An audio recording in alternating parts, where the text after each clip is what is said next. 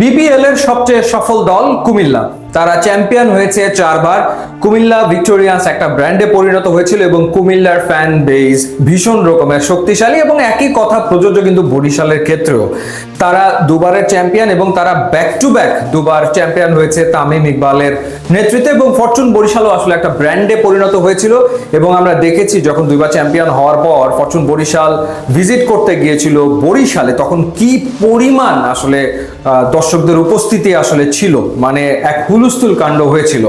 সেই কুমিল্লা এবং সেই বরিশাল এবারের বিপিএল এ নেই, এটা কোনো কথা আসলে হতে পারে?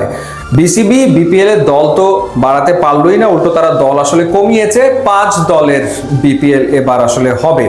প্রথমে আমরা শুনেছিলাম যে নোয়াখালীর টিম এবারে আসবে, বাংলা মার্ক নামের একটা প্রতিষ্ঠান তার আবেদন করেছিল, সেটা বিসিবি নাকচ করেছে। ইনফ্যাক্ট অনেকগুলো প্রতিষ্ঠান কিন্তু আগ্রহ দেখিয়েছিল, সব মিলিয়ে 11টা প্রতিষ্ঠান বিপিএল এ দল নিতে চেয়েছিল এবং এর ভেতরে 9টা প্রতিষ্ঠানকে আলোচনার টেবিলে ডেকেছিল বাংলাদেশ ক্রিকেট বোর্ড এবং সেই আলোচনার পর অবশেষে 5টা দল এবারের বিপিএল এ অংশ নিতে যাচ্ছে: ঢাকা, রাজশাহী, রংপুর, সিলেট এবং চিটাগং।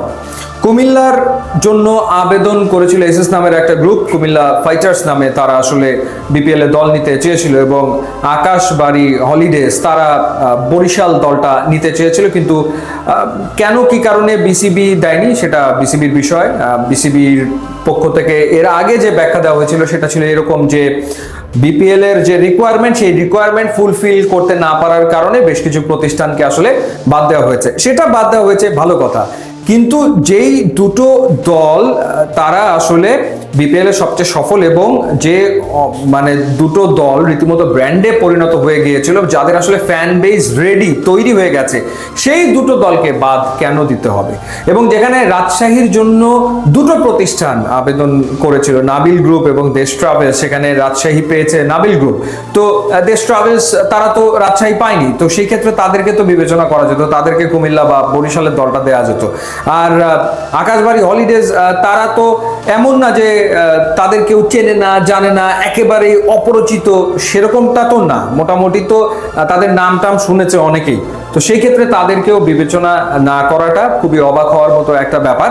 তো সেই ক্ষেত্রে এখন 5 দল নিয়ে বিপিএল হবে এবং 17ই নভেম্বর প্লেয়ার্স ড্রাফট বিপিএল এর অনুষ্ঠিত হবে এবং এবারে টুর্নামেন্টটা 19শে ডিসেম্বর শুরু হবে। 19শে ডিসেম্বর শুরু হয়ে এটা চলবে হচ্ছে জানুয়ারির 16 তারিখ পর্যন্ত এবং বিপিএল এর যে ভেন্যু সেই ভেন্যুর সংখ্যা 3ই থাকছে, অর্থাৎ বিসিবির পক্ষ থেকে এর আগে বলা হয়েছিল যে দলের সংখ্যা বাড়ানোর পাশাপাশি ভেন্যুর সংখ্যাও বাড়ানো হবে, যাতে করে হোম অ্যান্ড অ্যাওয়ে ভিত্তিতে বিপিএল ধীরে ধীরে আয়োজন করা যায়। সেটা শুধুমাত্র আলোচনার টেবিলেই আসলে থেকে গেল, বিপিএল এর পরিধি আসলে কোনোভাবেই বাড়ানো সম্ভব হলো না, না দলের দিক থেকে এবং না ভেন্যুর দিক থেকে। উল্টো যেটা হয়েছে সেটা হচ্ছে যে দলের সংখ্যা তো কমিয়েই দেওয়া হয়েছে। ইনফ্যাক্ট গতবারের যে runners up team Chittagong Kings, সেই চিটাগং কিংস যাদের কাছে ছিল তাদের কাছ থেকে চিটাগং কিংস নিয়ে নেওয়া হয়েছে, পারিশ্রমিকের কিছু বিষয় ছিল সেই কারণে নিয়ে নেওয়া হয়েছে। সো সামগ্রিকভাবে নতুন একটা প্রতিষ্ঠানকে চিটাগং দেওয়া হয়েছে। তো এভাবে করেই বিপিএল মাঠে আসতে যাচ্ছে। এখন দেখা যাক মানুষের যে প্রত্যাশা বিপিএল কে ঘিরে, সেই প্রত্যাশা কতটুকু পূরণ হয় এবং কতটা প্রতিদ্বন্দ্বিতা পূর্ণ বিপিএল বাংলাদেশের মানুষ উপভোগ করতে পারে। তবে নিশ্চিতভাবেই হতাশ হয়েছে কুমিল্লার দর্শকরা, হতাশ হয়েছে বরিশালের দর্শকরা এবং হতাশ হয়েছে নোয়াখালীর দর্শকরা, যারা আসলে বেশ লম্বা একটা সময় ধরে নোয়াখালীর একটা দলের অপেক্ষায় ছিল।